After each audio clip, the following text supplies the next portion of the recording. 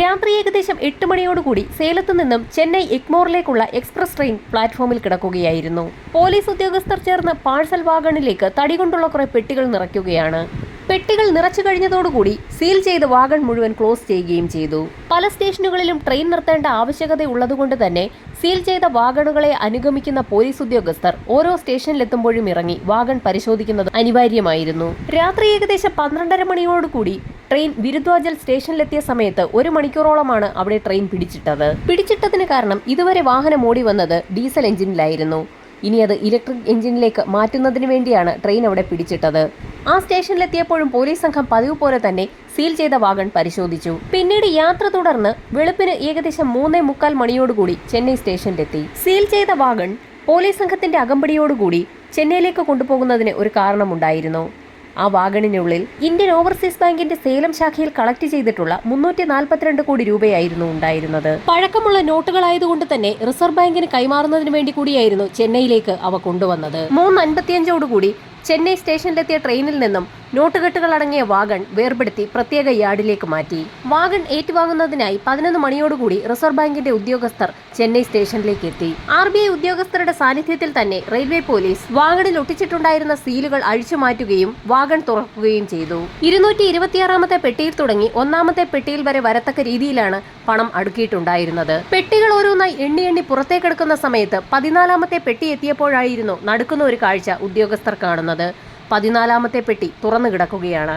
തൊട്ടപ്പുറത്തായി 20ാമത്തെ പെട്ടിയും തുറന്നു കിടക്കുന്ന ഒരു കാഴ്ചയാണ് പിന്നീട് അവർ കണ്ടത്. 20ാമത്തെ പെട്ടിയിൽ നിന്നും 500 രൂപയുടെ 80,000 നോട്ടുകളാണ് കാണാതെയായിട്ടുള്ളത്. ഏകദേശം 4 കോടി രൂപയാണ് കാണാതെയായിരിക്കുന്നത്. 14ാമത്തെ പെട്ടിയിൽ നിന്നാകട്ടെ 500 രൂപയുടെ 35,000 നോട്ടുകൾ മിസ്സിംഗ് ആണ്. ഏകദേശം 5,75 ലക്ഷം രൂപയോളം നഷ്ടമായിരിക്കുകയാണെന്ന് റെയിൽവേ പോലീസിനും RBI ഉദ്യോഗസ്ഥർക്കും മനസ്സിലായി. വാഗണിനുള്ളിൽ എങ്ങനെയാണ് കള്ളൻ കയറിയതെന്ന് സംശയം തോന്നിയ പോലീസ് സംഘം വാഗണിലൂടെ മുൻപോട്ട് നടന്നു. അല്പം ദൂരം പിന്നിട്ട സമയത്തായിരുന്നു ഞെട്ടിക്കുന്ന ഒരു കാഴ്ച അവർ കാണുന്നത്. ആ വാഗണിന് മുകളിലായി 2 അടി നീളത്തിലും വീതിയിലുമായി വലിയൊരു ദ്വാരം ആരോ ഉണ്ടാക്കിയിരിക്കുകയാണ്. ആ ദ്വാരത്തിലൂടെ കള്ളന്മാർ വാഗണിനുള്ളിലേക്ക് ഇറങ്ങി നോട്ടുകെട്ടുകൾ കടത്തിക്കൊണ്ട് പോയിരിക്കുകയാണെന്ന് പോലീസിന് വ്യക്തമായി. വാർത്ത നാടാകെ പരന്നതോടുകൂടി പ്രദേശമാകെ ആളുകളെ കൊണ്ടും റെയിൽവേയുടെ അടക്കമുള്ള ഉദ്യോഗസ്ഥരെ കൊണ്ടും നിറഞ്ഞു. ഓടിക്കൊണ്ടിരുന്ന ട്രെയിനിൽ നിന്നും 5.25 കോടി രൂപ അർദ്ധരാത്രിയോടുകൂടി കളവ് പോയിരിക്കുന്നു എന്നുള്ള വാർത്തയായിരുന്നു നാടാകെ പരന്നത്. പോലീസ് വിവരമറിയിച്ചതിനെ തുടർന്ന് ഫോറൻസിക് സംഘം സംഭവസ്ഥലത്തേക്ക് എത്തുകയും വിശദമായ പരിശോധന നടത്തുകയും ചെയ്തു. ഫോറൻസിക് സംഘത്തിന്റെ പരിശോധനയിൽ 4 വിരലടയാളങ്ങളും ചില രക്തക്കറകളും കണ്ടെത്തി. വിദഗ്ധരടങ്ങുന്ന അന്വേഷണ സംഘത്തെ പല ദിക്കിലേക്കും ഉടൻ തന്നെ ഉന്നത ഉദ്യോഗസ്ഥർ അയക്കുകയും ചെയ്തു. സേലത്ത് നിന്നും പുറപ്പെട്ട ട്രെയിൻ ചെന്നൈ വരെ എത്തുന്നതിനിടയിൽ നിരവധി സ്റ്റേഷനുകൾ ഉണ്ടായിരുന്നു. എവിടെ വെച്ചാണ് കൃത്യം നടന്നിരിക്കുന്നതെന്ന് മനസ്സിലാക്കുക എന്നുള്ളതായിരുന്നു പോലീസിന്റെ ആദ്യഘട്ട നടപടി. പെട്ടികൾ കൊണ്ടുവന്ന പാഴ്സൽ വാനിനെ കുറിച്ച് തന്നെ ആദ്യം അന്വേഷിക്കാൻ പോലീസ് സംഘം തീരുമാനിച്ചു. നേരത്തെ കൂട്ടി പാഴ്സൽ വാനിൽ ദ്വാരമിട്ടതിന് ശേഷമാണോ അത് കൊണ്ടുവന്നതെന്നുള്ളതായിരുന്നു പോലീസിന്റെ സംശയം. അന്വേഷണ സംഘം അന്വേഷിച്ച് ഒടുവിൽ കേരളത്തിലെത്തി. എറണാകുളത്തെ യാർഡിലായിരുന്നു പാഴ്സൽ വാൻ സർവീസ് ചെയ്തിരിക്കുന്നത്. ആ സ്റ്റേഷനിലുണ്ടായിരുന്ന മുഴുവൻ CCTV വിഷ്വൽസ് കളക്ട് ചെയ്യുകയും എല്ലാ ഉദ്യോഗസ്ഥരെയും തലങ്ങും വിലങ്ങും ചോദ്യം ചെയ്യുകയും ചെയ്തു. ചെന്നൈ പോലീസ് ഉദ്യോഗസ്ഥർ 4 ദിവസമാണ് എറണാകുളത്ത് താമസിച്ച് മുഴുവൻ റെയിൽവേ ഉദ്യോഗസ്ഥരെയും ചോദ്യം ചെയ്തത്. എല്ലാ CCTV വിഷ്വൽസും പരിശോധിച്ച സമയത്ത് ഒരു കാര്യം വ്യക്തമായി. ഇവിടെ നിന്ന് വണ്ടി പുറപ്പെടുന്ന സമയത്ത് ട്രെയിനിന്റെ മുകൾ ഭാഗം ക്ലോസ്ഡ് ആണ്. യാതൊരു വിധത്തിലുള്ള ദ്വാരവും ഉണ്ടായിരുന്നില്ല. എറണാകുളത്ത് വെച്ചല്ല അത്തരത്തിലൊരു ദ്വാരം ഇട്ടിരിക്കുന്നതെന്ന് പോലീസിന് വ്യക്തമായതോടുകൂടി അടുത്ത അന്വേഷണം സേലത്തുള്ള IOB ബാങ്ക് കേന്ദ്രീകരിച്ചായി. IOB ബാങ്കിൽ നിന്ന് 342 കോടി രൂപ റിസർവ് ബാങ്കിലേക്ക് കൊണ്ടുപോകുന്നതറിയാവുന്ന 2 സ്ഥാപനങ്ങൾ, ഒന്ന് റിസർവ് ബാങ്ക് ഓഫ് ഇന്ത്യയും IOB ബാങ്കിന്റെ സേലം ശാഖയുമാണ്. പിന്നെ ഹെഡ് ഓഫീസിനും അറിയാം. അതല്ലാതെ ഡ്യൂട്ടിയിലുള്ള പോലീസുകാർക്ക് പോലും പെട്ടിക്കുള്ളിലുള്ളത് എന്താണെന്ന് അറിയില്ല. അങ്ങനെയെങ്കിൽ ഈ വാർത്ത എവിടെ വെച്ച് എങ്ങനെ ലീക്കായി എന്നുള്ളത് കണ്ടുപിടിക്കേണ്ടത് അനിവാര്യമാണെന്ന് പോലീസിന് മനസ്സിലായി. IOBയിൽ ഉണ്ടായിരുന്ന മുഴുവൻ ഉദ്യോഗസ്ഥരെയും പോലീസ് സംഘം വിശദമായ ചോദ്യം ചെയ്യലിന് വിധേയമാക്കി. അതോടൊപ്പം തന്നെ പണം സൂക്ഷിക്കാനായി 300-ലധികം വരുന്ന തടിപ്പെട്ടികളാണ് ഉണ്ടാക്കിയിരുന്നത്. തടിപ്പെട്ടികൾ ഉണ്ടാക്കിയിട്ടുള്ള കടകൾ കേന്ദ്രീകരിച്ചും പോലീസ് അരിച്ചു പറക്കിയുള്ള അന്വേഷണമാണ് നടത്തിയത്. സേലം മുതൽ ചെന്നൈ വരെയുള്ള എല്ലാ റെയിൽവേ സ്റ്റേഷനുകളും കേന്ദ്രീകരിച്ചുള്ള CCTV ഫൂട്ടേജുകൾ കളക്ട് ചെയ്തതിൽ നിന്നും അവിടെയെങ്ങും തന്നെ ഒരു തരത്തിലുമുള്ള ക്രൈം ആക്ടിവിറ്റീസ് നടന്നിട്ടില്ല എന്നുള്ളത് പോലീസിന് വ്യക്തമായി. അതോടുകൂടി ഓടിക്കൊണ്ടിരിക്കുന്ന ട്രെയിനിൽ വെച്ച് തന്നെയാണ് കൃത്യം നടത്തിയിരിക്കുന്നതെന്ന് പോലീസ് നിഗമനത്തിലെത്തി. അങ്ങനെയെങ്കിൽ ക്രൈം എവിടെ വെച്ചായിരിക്കാം നടന്നിരിക്കുന്നതെന്ന് മനസ്സിലാക്കുന്നതിനായി ഒടുവിൽ സാറ്റലൈറ്റ് പിക്ചേഴ്സ് എടുക്കാൻ തന്നെ പോലീസ് സംഘം തീരുമാനിച്ചു. ആ ഒരു ട്രെയിൻ മാത്രം കേന്ദ്രീകരിച്ച് സാറ്റലൈറ്റ് പിക്ചേഴ്സ് എടുക്കുക എന്നുള്ളത് വളരെ ശ്രമകരമായ ദൗത്യമായിരുന്നു. സാറ്റലൈറ്റ് വിഷ്വലുകൾ പരിശോധിച്ച സമയത്ത് സേലത്ത് നിന്നും ബിരുദ്വാജൽ സ്റ്റേഷന് സമീപം എത്തുന്ന സമയത്ത് ട്രെയിനിന് മുകളിൽ ചില മൂവ്മെന്റ്സുകൾ ഉണ്ടായിട്ടുണ്ട് എന്നുള്ളത് ചെറിയ രീതിയിൽ വ്യക്തമായി കാണാൻ തുടങ്ങി. അന്വേഷണത്തിന് കൂടുതൽ വ്യക്തത വരാൻ തുടങ്ങി. അതോടുകൂടി ട്രെയിനിൽ സഞ്ചരിച്ച വ്യക്തികളിൽ ആരാണ് കളവ് നടത്തിയിരിക്കുന്നതെന്ന് കണ്ടെത്താൻ തീരുമാനിച്ച പോലീസ് സംഘം ആ ട്രെയിനിൽ സഞ്ചരിച്ച മുഴുവൻ ആളുകളുടെയും വിശദമായ ഡീറ്റെയിൽസ് തന്നെ കളക്ട് ചെയ്തു. അവരുമായി ബന്ധപ്പെട്ടിട്ടുള്ള എല്ലാ ഫോൺ നമ്പറുകളും ശേഖരിച്ചു. ഏകദേശം 1 ലക്ഷത്തോളം വരുന്ന ഫോൺ നമ്പറുകളാണ് ഇതിന് മാത്രമായി പോലീസ് സംഘം ശേഖരിച്ചത്. എല്ലാ ഫോണുകളും വിശദമായ പരിശോധനയ്ക്ക് വിധേയമാക്കി. അസ്വാഭാവികമായ രീതിയിൽ ഏതെങ്കിലും ഫോണിലേക്ക് കോളുകൾ വന്നിട്ടുണ്ടോ എന്നറിയുന്നതിന് വേണ്ടിയിട്ടായിരുന്നു സൈബർ സെല്ലുമായി കേന്ദ്രീകരിച്ച് അത്തരത്തിലൊരു അന്വേഷണം നടത്താൻ പോലീസ് തീരുമാനിച്ചത്. അന്വേഷണം ഊർജിതമാക്കിയെങ്കിലും ആ ട്രെയിനിൽ യാത്ര ചെയ്തിട്ടുള്ളവരുടെ മൊബൈൽ ഫോണുകൾ കേന്ദ്രീകരിച്ച് നടത്തിയ അന്വേഷണത്തിൽ പ്രത്യേകിച്ചൊന്നും കണ്ടെത്താൻ പോലീസിന് കഴിഞ്ഞില്ല. അതിൽ നിന്നും ആ യാത്രക്കാർക്ക് ഈ കൊള്ളയുമായി യാതൊരു ബന്ധവുമില്ല എന്ന് പോലീസ് വിലയിരുത്തി. 1 ലക്ഷത്തിൽ പരം വരുന്ന മൊബൈൽ നമ്പറുകൾ കേന്ദ്രീകരിച്ച് നടത്തിയ അന്വേഷണത്തിന്റെ ലിസ്റ്റ് വിശദമായി തന്നെ DSP കൃഷ്ണൻ വായിച്ചു നോക്കുന്നതിനിടയിലായിരുന്നു അദ്ദേഹത്തിന്റെ ശ്രദ്ധയിൽ ചില കാര്യങ്ങൾ പെടുന്നത്. അതിൽ ചില ഫോൺ നമ്പറുകളൊക്കെ മധ്യപ്രദേശിലെ ഗുണ എന്ന ജില്ലയിൽ നിന്നാണെന്ന് അദ്ദേഹത്തിന് മനസ്സിലായി. ഒരുപാട് കള്ളന്മാരും കൊള്ളക്കാരുമൊക്കെ താമസിക്കുന്ന ഒരു സ്ഥലമാണ് മധ്യപ്രദേശിലെ ഗുണ എന്ന ജില്ല. അതുകൊണ്ട് തന്നെ ആ സ്ഥലത്തെക്കുറിച്ച് പോലീസ് സംഘത്തിന് നന്നായി അറിയാമായിരുന്നു. ഗുണ എന്ന സ്ഥലത്ത് താമസിക്കുന്ന വ്യക്തികളൊക്കെ രാജ്യത്തിന്റെ പല സ്ഥലങ്ങളിൽ പോയി കൊള്ള നടത്തിയ ശേഷം തിരികെ പോകാറുണ്ട് എന്നുള്ളത് തന്റെ ക്രൈം റെക്കോർഡുകൾ പരിശോധിക്കുന്നതിനിടയിൽ തന്നെ DSP മനസ്സിലാക്കിയിട്ടുണ്ട്. അത്തരത്തിലൊരു ജില്ലയിൽ നിന്നുള്ള ആളുകളുടെയൊക്കെ ഫോൺ നമ്പറുകൾ സംഭവം നടക്കുന്ന സമയത്ത് ആ ലൊക്കേഷൻ പരിധിയിൽ വന്നത് പോലീസിൽ ചില സംശയങ്ങൾ ഉണ്ടാക്കി. DSPയുടെ നിർദ്ദേശപ്രകാരം ഒരു സംഘം പോലീസുകാർ മധ്യപ്രദേശിലെ ഗുണ ജില്ലയിലേക്ക് പുറപ്പെട്ടു. മധ്യപ്രദേശ് സ്റ്റേഷനിലെത്തി അവിടുത്തെ പോലീസുകാരുമായി ചേർന്ന് തന്നെ വിശദമായ ഒരു അന്വേഷണം നടത്തി. അന്വേഷണത്തിൽ ഗുണ ജില്ലയിലെ പർദി വിഭാഗത്തിൽപ്പെടുന്ന ട്രൈബ്സ് ആണ് ഇത്തരത്തിലുള്ള കുറ്റകൃത്യങ്ങൾ സ്ഥിരമായി നടത്താറുള്ളതെന്നും എന്നാൽ അവർ സൗത്ത് ഇന്ത്യയിലേക്ക് മോഷണത്തിനായി പോകാറില്ല എന്നുമുള്ള വിവരമായിരുന്നു ലഭിച്ചത്. സൗത്ത് ഇന്ത്യയിലേക്ക് മോഷണത്തിന് പോകാറില്ല എങ്കിൽ അത്തരത്തിലുള്ള ആളുകളുടെ മൊബൈൽ ഫോൺ നമ്പറുകളൊക്കെ ആ സമയത്ത് എങ്ങനെയായിരുന്നു സേലം പരിധിയിൽ വന്നതെന്നായിരുന്നു പോലീസിന്റെ സംശയം.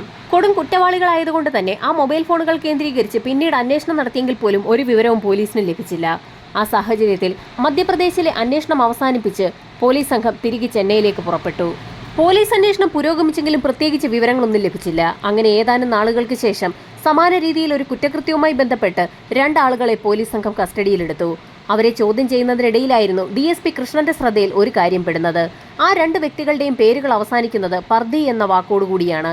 നേരത്തെ ട്രെയിൻ റോബറിയുമായി ബന്ധപ്പെട്ട് മധ്യപ്രദേശിലെ ഗുണ ജില്ലയിൽ അന്വേഷണം നടത്തിയ സമയത്ത് പർദി വിഭാഗത്തിൽപ്പെടുന്ന ആളുകളാണ് ഇത്തരത്തിൽ കൊടും കുറ്റവാളികളായി ഇവിടെ നിന്നും രാജ്യത്തിന്റെ പല ഭാഗങ്ങളിൽ പോയി കുറ്റകൃത്യങ്ങൾ നടത്തി തിരികെ എത്താറുള്ളതെന്ന് അവിടുത്തെ സ്റ്റേഷനിൽ നിന്നും DSP കൃഷ്ണന് വിവരം ലഭിച്ചിരുന്നു. അതുകൊണ്ട് തന്നെ പിടിക്കപ്പെട്ട 2 പേരെയും വിശദമായി തന്നെ ഒന്ന് ചോദ്യം ചെയ്യാൻ പോലീസ് സംഘം തീരുമാനിച്ചു. പിടിക്കപ്പെട്ട വ്യക്തികളുടെ പേര് റോഹൻ പർദി എന്നും ദിനേശ് പർദി എന്നുമായിരുന്നു. അവരെ ചോദ്യം ചെയ്തപ്പോഴാണ് അവരുടെ ലീഡർ ഒരു മൊഹർ സിംഗ് പർദിയാണെന്നുള്ളത് പോലീസിന് മനസ്സിലാകുന്നത്. മൊഹർ സിംഗിനെ കുറിച്ചുള്ള അന്വേഷണം എത്തിയത് ഗുണ ജില്ലയിലെ തന്നെ ഒരു ജയിലിലാണ്. വേറെ ചില കുറ്റകൃത്യങ്ങളിൽപ്പെട്ട് മൊഹർ സിംഗ് ഗുണ ജില്ലയിലെ തന്നെ ഒരു ജയിലിൽ കഴിയുകയായിരുന്നു. പോലീസ് സംഘം ഉടൻ തന്നെ ഗുണ ജില്ലയിലേക്ക് പുറപ്പെടുകയും അവിടുത്തെ ജയിലിൽ കഴിയുകയായിരുന്ന മൊഹർ സിംഗിനെ കേസന്വേഷണത്തിന്റെ ഭാഗമായി ചെന്നൈയിലേക്ക് എത്തിക്കുകയും ചെയ്തു. ലീഡറായ മൊഹർ സിംഗിനെ ഉൾപ്പെടെയുള്ള ആളുകളെ ചേർത്ത് വിശദമായൊരു ചോദ്യം ചെയ്യൽ തന്നെയാണ് ചെന്നൈ പോലീസ് ക്ലബ്ബിൽ പോലീസുകാർ നടത്തിയത്.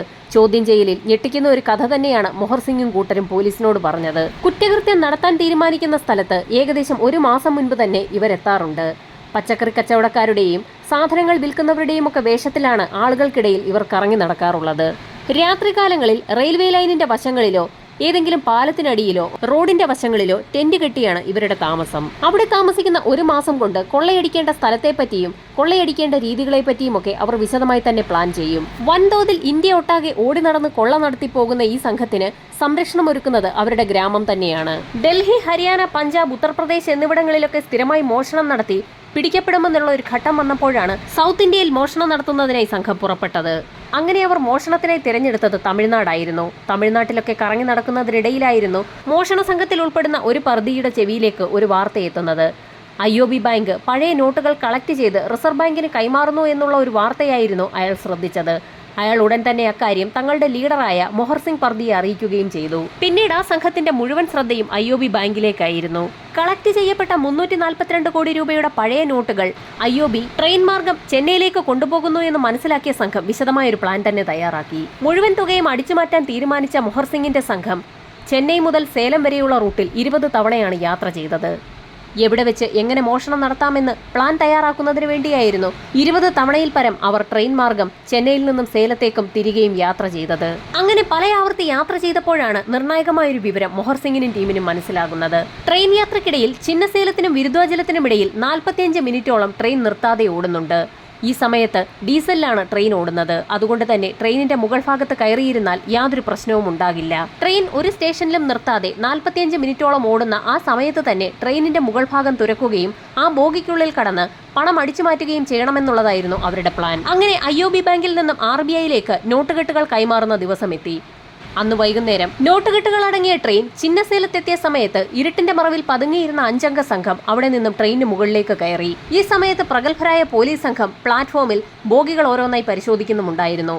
നോട്ടുകെട്ടുകൾ അടങ്ങിയ ബോഗികൾ പരിശോധിക്കുന്ന അതേ സമയത്ത് തന്നെ പോലീസ് സംഘം നിൽക്കുന്നതിന് തൊട്ട് മറുപുറത്തുകൂടി മോഷണ സംഘം അതേ ബോഗിയിൽ തന്നെ പിടിച്ച് മുകളിലേക്ക് കയറുകയായിരുന്നു. പോലീസ് സംഘം അവരുടെ പരിശോധനയൊക്കെ പൂർത്തിയാക്കി ട്രെയിനിനുള്ളിലേക്ക് കടന്നു. ചിന്നസേലത്ത് നിന്നും ട്രെയിൻ പതുക്കെ പുറപ്പെടുന്ന സമയത്ത് തന്നെ ട്രെയിനിന് മുകളിലുണ്ടായിരുന്ന സംഘം അവരുടെ കൈവശമുണ്ടായിരുന്ന ബാറ്ററി ഉപയോഗിച്ചുള്ള കട്ടർ കൊണ്ട് ട്രെയിനിന്റെ മുകൾ ഭാഗം തുരന്നു തുടങ്ങി. അവരുടെ കൈവശം മാനുവൽ കട്ടറും ഉണ്ടായിരുന്നു. കട്ടർ ഉപയോഗിച്ച് ട്രെയിനിന്റെ മുകൾ ഭാഗം കട്ട് ചെയ്യുന്നതിനിടയിലായിരുന്നു കൂട്ടത്തിലുണ്ടായിരുന്ന ഒരു വ്യക്തിയുടെ വിരൽ മുറിയുന്നതും ചില രക്തക്കറകളൊക്കെ ബോഗിക്കുള്ളിലേക്ക് വീഴുന്നതും.